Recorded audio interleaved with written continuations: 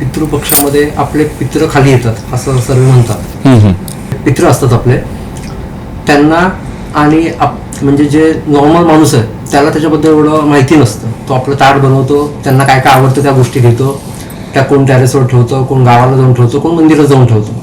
मग हे एक्झॅक्टली का केलं जातं आणि जर नाही केलं तर त्याचे परिणाम सुद्धा म्हणजे कोणाकडे पण गेलं तर पितरांचा दोष आहे, पितरांचा दोष आहे. तर जो आत्मा जो असतो ना, त्याने केलेले पाप पुण्य कर्म या गोष्टींसाठी मृत्यूनंतरचे 13 दिवसही त्याला फिरावं लागतं.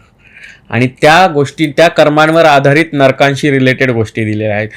तुम्ही जर मत्स्यपुराणात पाहाल तर जर पित्र हे जे आहेत, हे मेल्यानंतर जे आत्मे असतात 13 दिवस भटकण्यासाठी सोडलेले, त्यांचं पहिल्या काही दिवसांमध्ये शरीर हळूहळू हळूहळू नरक यातनेकडे पोहोचत असतं त्यांच्या कर्मानुसार, आणि त्यानंतर शेवटच्या 3 दिवसात ते पोहोचत असतं. जर तुम्ही तर्पण केलं नाही, जर तुम्ही पिंडदान केलं नाही, जर तुम्ही श्राद्ध केलं नाही, तर तो आत्मा तळतळत राहतो आणि त्याला पुनर्जन्मासाठी भटकावं लागतं. फक्त आपला युनिक कट्टावर.